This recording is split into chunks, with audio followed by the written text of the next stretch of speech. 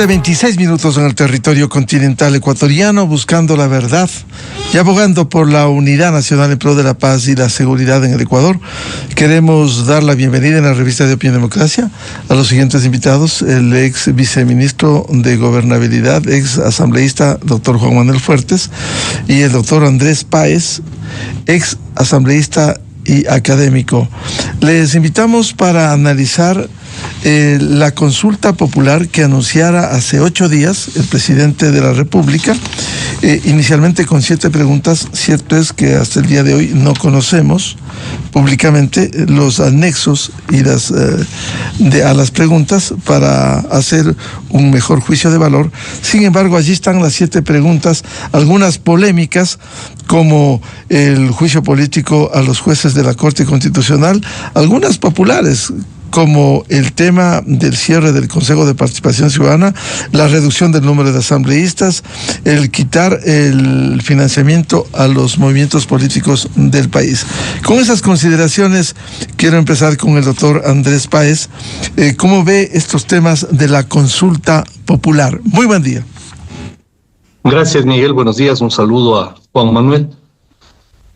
Yo creo que el gobierno lo que está haciendo es aprovechar el capital político que ha acumulado desde las últimas elecciones. Y lo que está tratando es de impulsar cambios que son demandas ciudadanas. Por ejemplo, la eliminación de ese Consejo de Participación, que es una vergüenza, entre otras cosas. Y claro, le ha tocado también en la coyuntura topar temas que pueden ser polémicos, pero que tienen la virtud de levantar una discusión a nivel nacional sobre asuntos cuya polémica ha sido postergada, como el tema de la Corte Constitucional. Yo creo que también el asunto de los casinos va a revivir una discusión que la tuvimos hace 13 años sobre un tema que parecería ser intrascendente, pero que en el fondo refleja lo que fue el propósito de un gobierno de meterse en la vida de las personas, en los hábitos de las personas. Es decir, exceder la órbita de su acción para invadir la órbita de acción personal íntima que cada individuo tiene en su accionar. Y creo que esas son discusiones necesarias para el país. Lo de las bases militares, pues creo que goza de una gran aceptación considerando la ola de inseguridad que vivimos. Y el tema de del financiamiento de los partidos políticos, creo que hay que hacer una distinción. Una cosa es el fondo partidista permanente y otra cosa es el reembolso del gasto electoral. El CNE nunca ha entregado dinero a los partidos por vía de gasto electoral. Lo que ha hecho es entregar franjas, es decir, un partido elige una cantidad de avisos en prensa escrita, radio y televisión, y el CNE se encarga de pagar. Eso es el fondo de reembolso electoral, mientras que el fondo de partidista está vigente desde el retorno a la democracia. Y creo que en algunos casos permitió el funcionamiento de escuelas de formación política que son necesarias para el país. La deplorable representación o calidad de la representación de algunos individuos que ocupan funciones públicas precisamente es consecuencia de la ausencia de formación política. Así que yo, aunque sea impopular, reivindico que efectivamente se tiene que hacer formación política en los movimientos, crear políticos profesionales. Así debería ser. Porque además, Miguel, usted verá que las universidades ecuatorianas no ofrecen una alternativa de tener escuelas de gobierno en donde se preparen las personas para ejercer funciones públicas.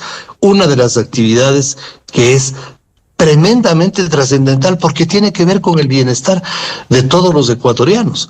Así que, en general, yo veo que es importante la discusión que se está levantando a raíz de esta propuesta de consulta popular y que, sin duda, también dará lugar a polémicas, pero bueno, de eso se trata, vivir en democracia, ¿no? Bienvenido al doctor Juan Manuel Fuertes, ex viceministro de Gobernabilidad, ex legislador. Su primer comentario respecto de esta consulta popular que anunciara el gobierno. Incluso se ha hablado de aumentar preguntas y lo importante sería conocer los anexos para desglosar todos los contenidos. ¿Cómo ve usted esta propuesta de la consulta popular en sus diferentes 7 preguntas? Buen día, Juan Manuel. Miguel, Andrés y a la audiencia, buen día, una buena semana. A ver, en lo formal siempre la posibilidad de que sea el ciudadano colectivamente quien comparezca para emitir su opinión sobre cualesquier aspecto que tiene que ver con la vida pública será plausible. Sin embargo, esto no es un bien absoluto en sí mismo, sino que depende de muchas circunstancias. Y desgraciadamente las condiciones históricas y más aún el escenario que vivimos actualmente en lo social, en lo académico, en lo político, no genera una apertura al optimismo respecto de que al menos esto que Andrés señala inicialmente pueda ser efectivo y pueda ser eficaz. Es decir, que con independencia del acuerdo o desacuerdo en torno a las interrogantes, se abra un debate serio. Y esto digo porque, desgraciadamente, en el país, el debate político es muy superficial, no hay una controversia sobre la esencia de los temas, no hay una discusión sobre los contenidos, sino básicamente, además de frases cliché muy epidérmicas, lo que se provoca es una descalificación a quien tiene una opinión contraria. Y eso impide que se llegue a profundizar en la discusión y consecuentemente en esta suerte de disección de cada uno de los temas por importantes que sean. Pero bueno, estamos abocados a una situación que además me parece no es consecuencia de una convicción profunda del gobernante de turno. Porque recordemos, en términos generales, bien lo ha dicho Andrés Páez, este tipo de instrumentos democráticos suelen ser utilizados en función de las necesidades o de las posibilidades del capital político del gobernante que es quien, de acuerdo a las reglas de juego, tiene más facilidades para convocar y en función de la simpatía, la popularidad de la que puede estar gozando en un determinado momento, o por la naturaleza convocante, las simpatías que pueden provocar algunas preguntas, esto se pone en juego para que en última instancia lo que se provoque es un referéndum respecto de el gobierno y no necesariamente sobre los temas que son materia de la consulta. Y en el caso puntual, el presidente Noboa, desde una línea de orden efectista que lo ha caracterizado, el año anterior planteó, fuera de cualquier contexto, el tema de las bases, del retorno de bases militares al territorio ecuatoriano. Y eso fue conduciendo a la necesidad de que tenga que llegarse a una consulta popular. Creo que eso le obligó también en la campaña electoral a ratificar su compromiso en ir a una consulta popular. Y la impresión que tengo es que la agenda de preguntas que constan en esta consulta popular es materia de una improvisación, tratando de buscar un efecto en la emocionalidad de los ciudadanos, al punto que incluso este asunto de poner sobre el tapete la posibilidad de que sea enjuiciada la Corte Constitucional no se lo venía a venir ni de fundas, sino que surge como consecuencia de la controversia que se ha desatado a propósito del último pronunciamiento de la Corte Constitucional.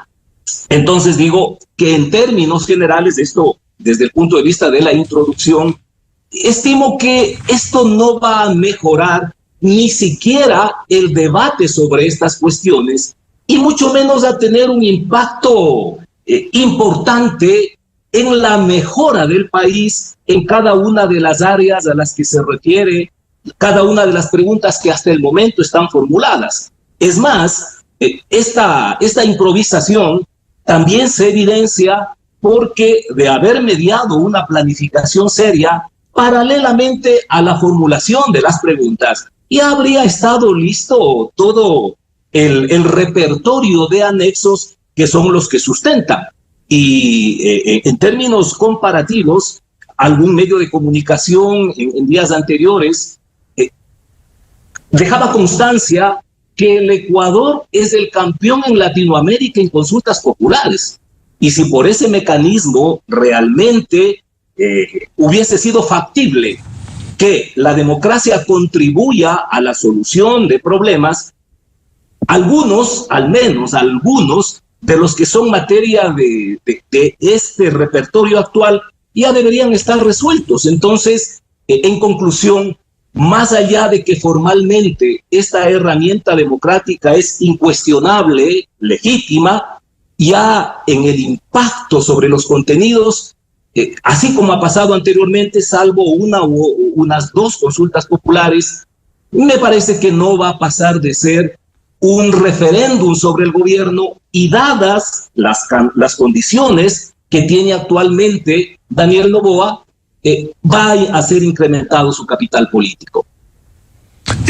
Doctor Andrés Páez, uno de los temas que ha generado polémica, incluso se prevé una marcha del presidente de la República con ADN y los seguidores, la Corte Constitucional y el juicio político a los jueces constitucionales. ¿Qué piensa usted? El Ecuador del año 2008 es un Ecuador totalmente distinto al año del 2025, porque para entonces éramos todavía un país de paz. Esa misma constitución, que es un contrato social fraudulento porque fue falsificada, de lo cual hay una denuncia de León Roldós en la Fiscalía en Guayaquil, es el que introdujo en nuestra vida el famoso garantismo chavista. Ese garantismo chavista ha sido el peldaño para que se produzca toda una legislación protectora de los delincuentes y que le carga de prebendas y de derechos a los delincuentes y deja en indefensión a los ciudadanos. Primer punto. Segundo punto. La Corte Constitucional, si bien tiene una actuación jurisdiccional, también ha tenido una agenda política. Y en su agenda política no ha distinguido las diferencias de un país como el del 2008 respecto del país que vivimos en el 2025, donde estamos asolados por la delincuencia. Por otro lado, si bien una corte tiene que impartir justicia y dictar sentencias, jamás puede dejar de desconocer cuál es el entorno en el cual se dictan esos fallos y cuáles son los derechos que están en colisión.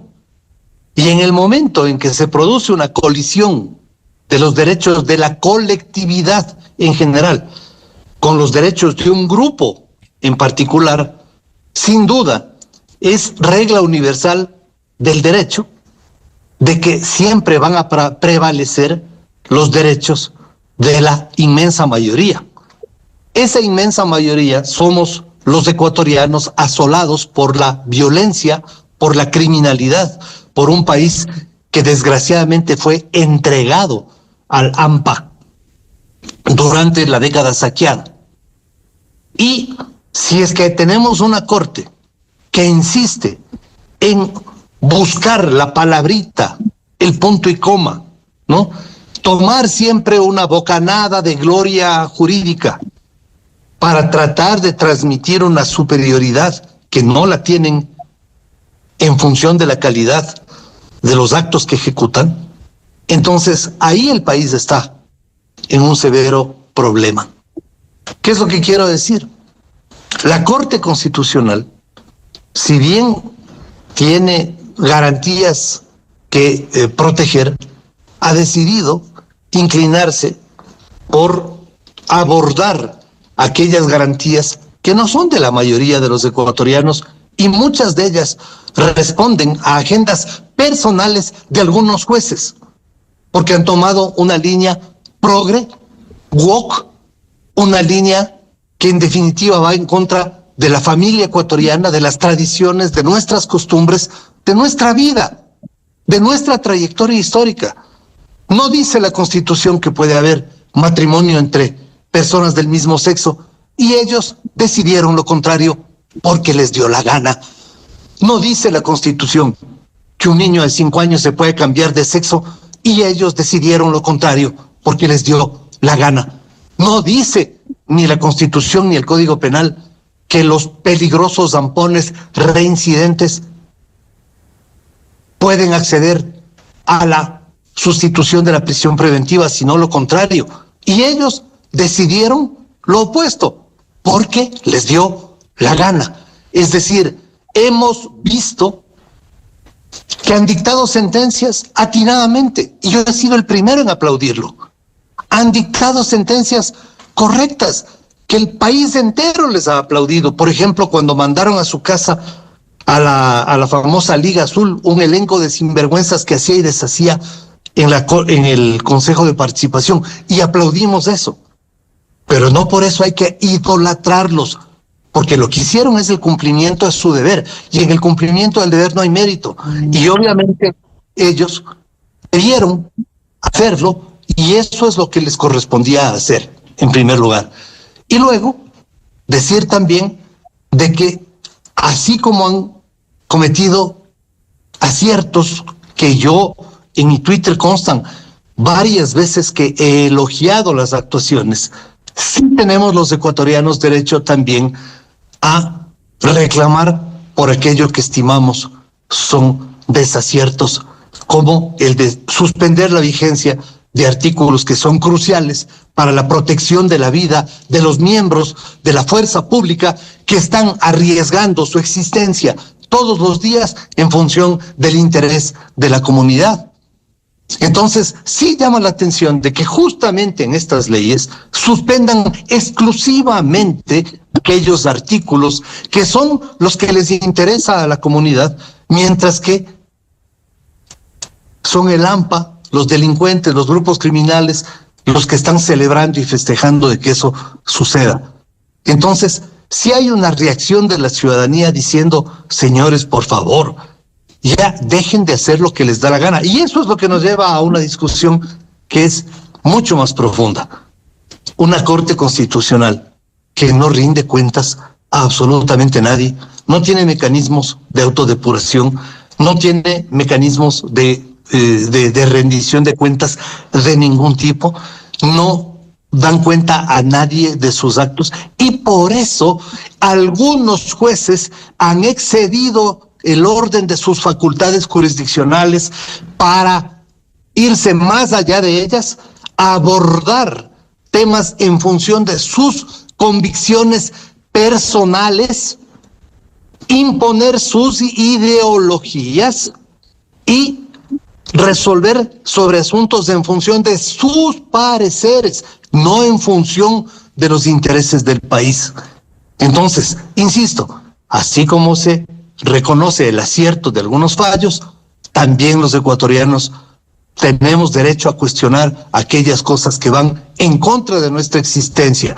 Y esta última decisión de dejar en suspenso algunos artículos en la providencia donde admiten las demandas de inconstitucionalidad, cosa que no lo han hecho en otros casos, hay que decirlo, Miguel, no lo han hecho en otros casos.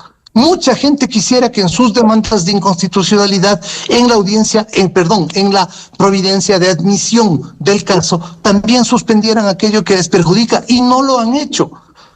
Habemos una actuación que es nociva para el interés colectivo, y creo que todos los ecuatorianos tenemos derecho a reclamar, porque no puede haber una corte sobre el bien y el mal, una corte que en definitiva, por haber atinado en haber emitido sentencias anteriores que han sido aplaudidas, se crea revestida de la facultad, pero inalienable, de hacer lo que les viene en gana.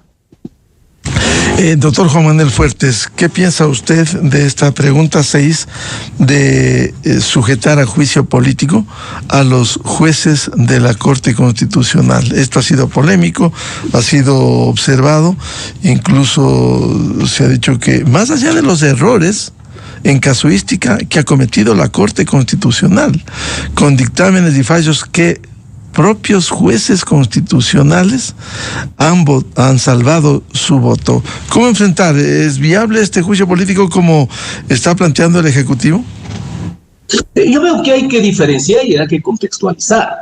A ver, primero, inevitablemente, órganos como la Corte Constitucional, como la Administración de Justicia, como la Fiscalía, en un esquema democrático se convierten en árbitros subsidiarios del conflicto político.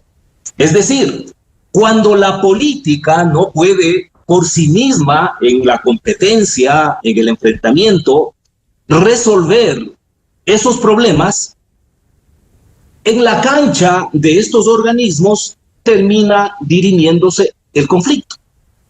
El grave problema en el Ecuador es que la crisis política ha llegado a tal nivel que vemos que al momento en el escenario hay dos fuerzas políticas polarizadas que son las que se enfrentan.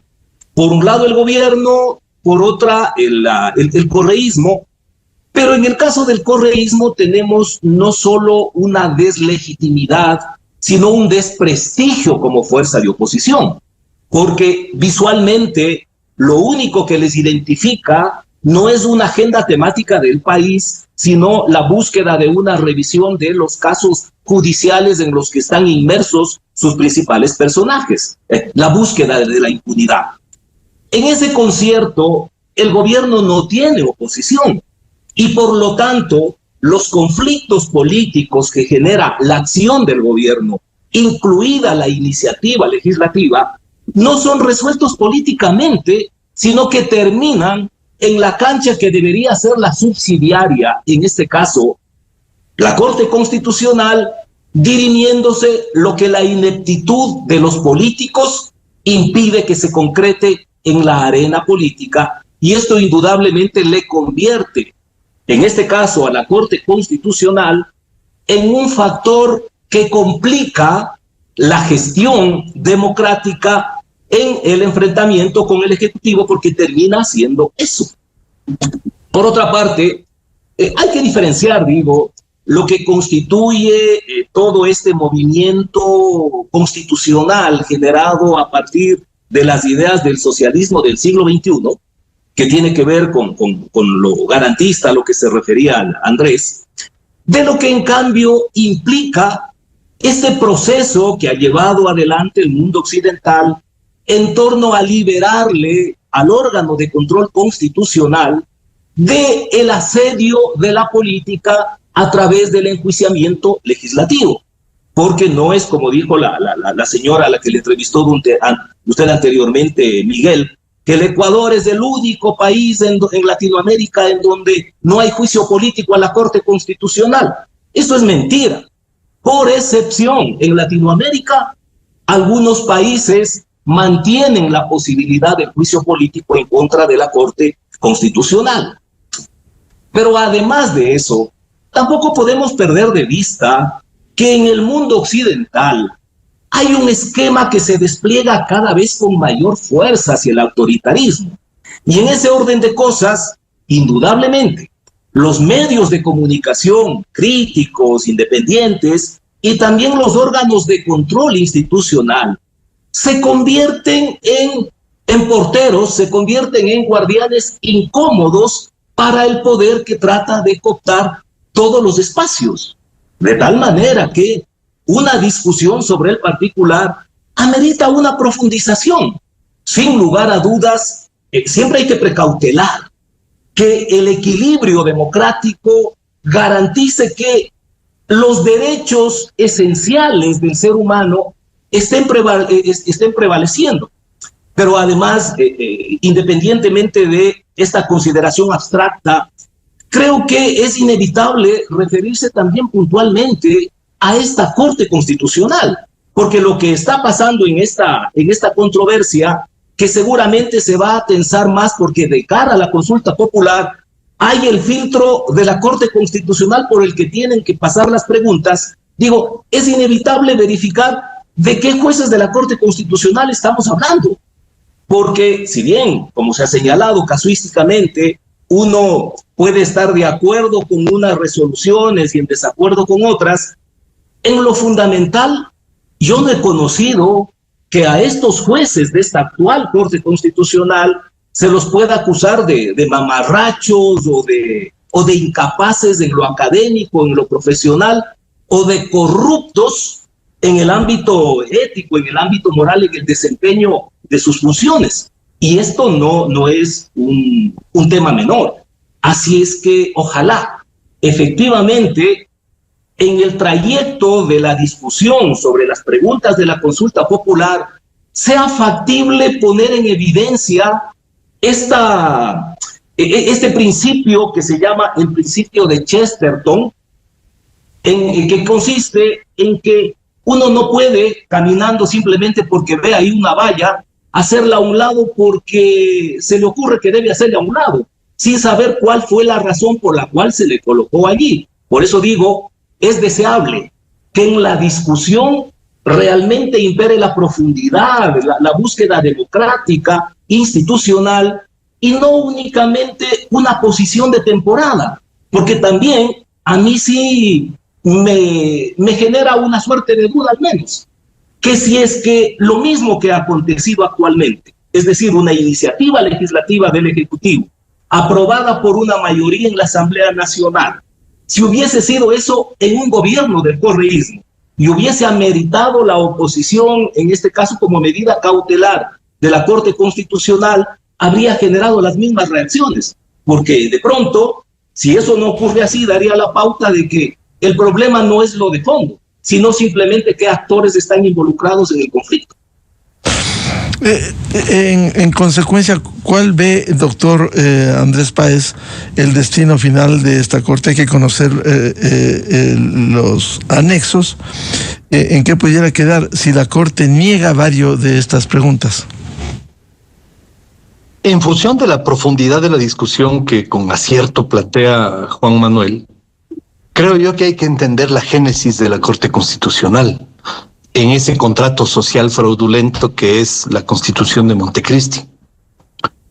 Eliminaron la Corte Suprema de Justicia para convertirla en Corte Nacional. ¿Y quién pasó a ser el órgano supremo de justicia? Una Corte Constitucional dirigida por un correísta, Patricio Pazmiño, que hizo y deshizo en esa Corte durante muchos años. Yo creo que en 10 años de la Corte Constitucional correísta, jamás en el país hemos visto a los peores como jueces de esa Corte. Y esa es una realidad objetiva.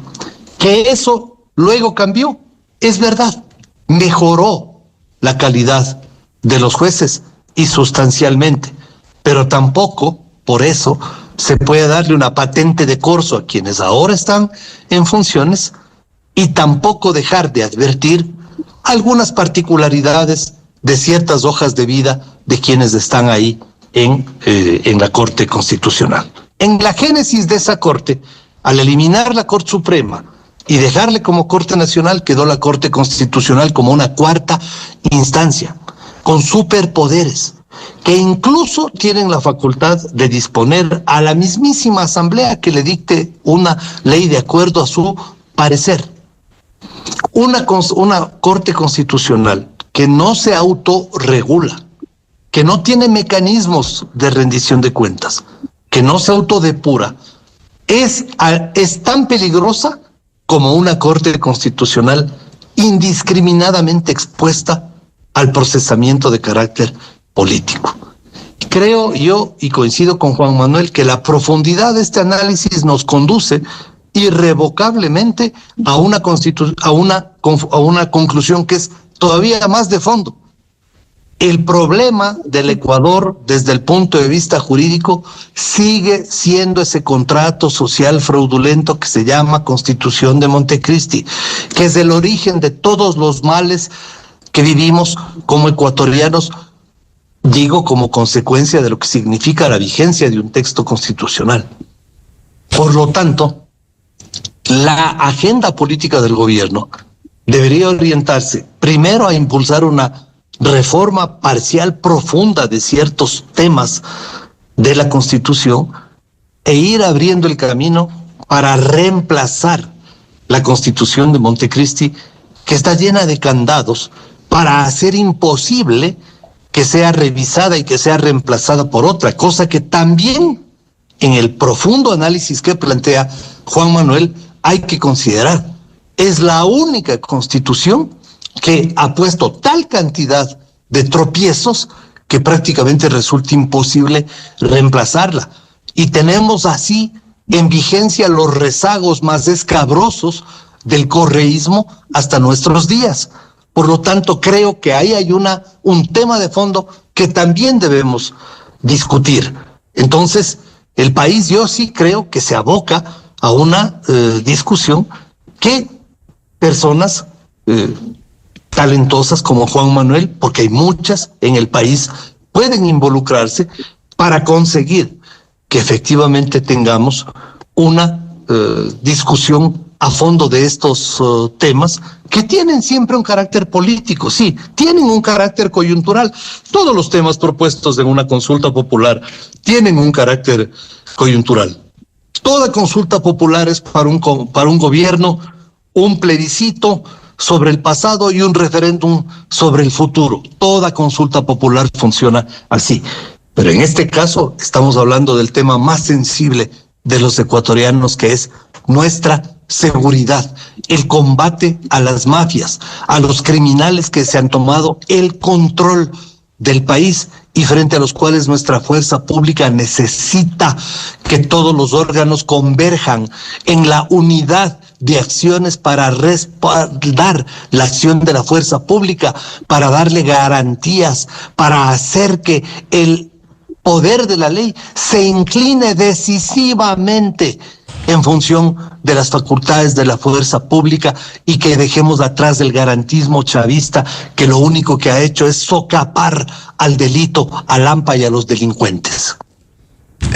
Doctor Juan Manuel Fuertes, en ese sentido, ¿cómo enfrentar este desafío de la consulta con estos temas, como anotaba el doctor Andrés Páez, la necesidad de ir a esos cambios? Es muy complejo porque el esquema cultural que está instalado en el país para la discusión política, social, menos para la económica, porque en eso yo diría hay una restricción, hay un espacio más reducido que determina otra calidad de la discusión, pero que lamentablemente a veces en lo pedagógico se queda exclusivamente en una conversación entre especialistas sin que fluya a la ciudadanía. Pero en estos otros aspectos, en lo político, en lo social, desgraciadamente hay mucha superficialidad, hay mucha demagogia, y en esa perspectiva no veo que esta consulta popular esté exenta de esas características. Por eso yo en varias ocasiones he insistido en la necesidad de ir a una discusión, a un diálogo sobre una reforma estructural que permita dentro de lo posible llegar a acuerdos sustanciales y que sobre el saldo en el cual no exista esa posibilidad de acuerdo se consulte a la población para que dirima. Pero en la medida que no hay esa voluntad, que no se aplica esa metodología, estamos abocados a la inminente convocatoria a nuevamente ir a las urnas en un escenario que lo único que va a servir es para el insulto mutuo, para la descalificación, y a partir de ello, como señalaba con certeza, dada la condición en la que se encuentra el capital político del presidente, considerando las preguntas o algunas de las preguntas que sirven como enganche y que sin lugar a dudas van a recibir un aplauso mayoritario, es inminente que esa condición política del gobernante Noboa va a estar mejorada, pero eso de ninguna manera es un sinónimo de que sea bueno para el país. Sobre todo porque en la medida que no existen estadistas, sino simplemente gobernantes, todo lo que se articula alrededor de estas consultas y en la operación para, en lo normativo, incluir el resultado de las consultas, no pasa de la visión coyuntural de la autoridad del gobernante de turno, que a veces piensa que va a ser eterno, que no se va a morir y que en consecuencia hay que crear las condiciones adecuadas para un gobierno perpetuo. Bien, muchas gracias por el aporte a este debate que hemos hecho alrededor de los temas de la consulta popular. Será importante, primero, conocer los anexos, segundo, ver los contenidos, porque se ha anunciado la posibilidad de nuevas preguntas. Para concluir rápidamente, doctor Andrés Páez, ¿qué recomendación haría respecto de esta consulta popular? Yo creo que se ha omitido el tema de la justicia. Y creo que es un asunto que debería incorporarse a la consulta popular. El país no da más. Hay excelentes jueces y fiscales. Yo los conozco, porque los veo en el ejercicio profesional.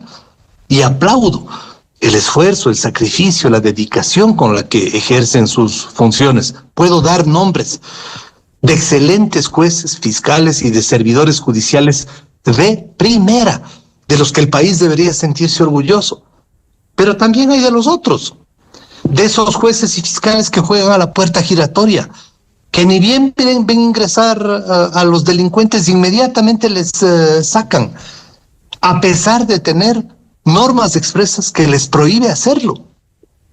Es decir, sí hay una función judicial que necesita una reforma profunda, comenzando por el Consejo de la Judicatura. Yo me pregunto, ¿qué hace un delegado de la Asamblea en la conformación del Consejo de la Judicatura?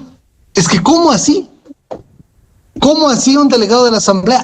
La gente comienza a pensar y dice, ¿cuál es el origen del Consejo de la Judicatura? La Constitución de Montecristi, nuevamente.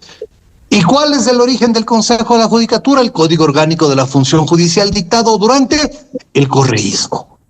Es decir, un Consejo de la Judicatura que tiene el delegado de la función legislativa, que tiene un delegado de la Defensoría Pública.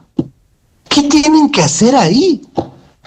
Tiene que haber un Consejo de la Judicatura que se nutra de las tres vertientes del ejercicio profesional: la academia, o sea, profesores universitarios, y la carrera judicial, jueces y fiscales que han estado largo tiempo en la función judicial. Así debería ser el Consejo de la Judicatura, y no con esta conformación que más tiene de político que de jurídico. Esa es una cuestión que le falta a la consulta popular y que debería ser incluida, porque además el gobierno se está olvidando de que ese sí es un verdadero gancho, porque toda consulta es propuesta con cierto condumio político, pues. Y ese gancho de la justicia va a hacer que haya un factor arrastre respecto de otras preguntas. Me parece que la consulta sí adolece de este vacío, que me parece que es crucial y que debe ser llenado rápidamente por el presidente de la República en su propuesta. Siendo importantes algunas preguntas, doctor Juan Manuel Fuertes, el tema de la justicia quizás no es un clamor para que mejore y sea replanteada la justicia en el país. Es que es básico, ¿no? Todas estas normas que son materia de polémica ahora, que fueron aprobadas por la Asamblea, objetadas parcialmente por la Corte Constitucional, en última instancia, lo que están reflejando es una crisis profunda desde el punto de vista moral, desde el punto de vista operativo, básicamente de la administración de justicia. Porque si hubiese la confianza en una actuación seria, responsable, transparente, las reglas vigentes serían suficientes. El problema sustancial es que, lamentablemente, la administración de justicia, reconociendo las excepciones del caso, y ya no en una región particular, sino en todo el territorio nacional, está invadida de corrupción. Y cuando se ejerce la profesión, esto es mucho más dramático, y en consecuencia, la tarea de control, de combate a la criminalidad, no puede ser ejecutada óptima, eficazmente, porque esto es como una funda de agua que tiene un hueco. Usted puede seguir llenándole de líquido a través de reglas de control más exigentes, de incremento de penas, de todo lo demás. Pero si ese hueco, que es la corrupción en la administración de justicia, no es solucionado, el agua se va a desparramar. Por eso hay este famoso trilema de Lisi que dice: un error de los gobiernos es pretender atacar simultáneamente violencia, delincuencia y corrupción. Eso termina en el fracaso. Lo óptimo es que efectivamente, y más allá de una consulta popular, exista todo el diseño y la implementación estratégica de una política pública para buscar reducir la cancha de tanta corrupción en la administración de justicia, para que en efecto, en un segundo momento, sea factible con eficacia y eficiencia aplicar los mecanismos legales y operativos para que podamos ir cerrando el paso, achicando la cancha a este flagelo que es la inseguridad.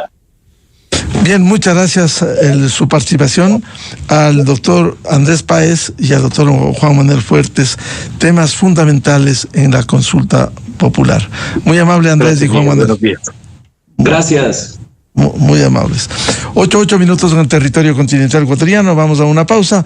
Tenemos previsto un diálogo con el coronel Mario Pazmiño, ex jefe de inteligencia de Fuerzas Armadas, y el doctor Daniel Pontón, catedrático en el IAEN, para hablar sobre la situación de Colombia y por qué el gobierno de Petro ha perdido el control de la frontera con el Ecuador.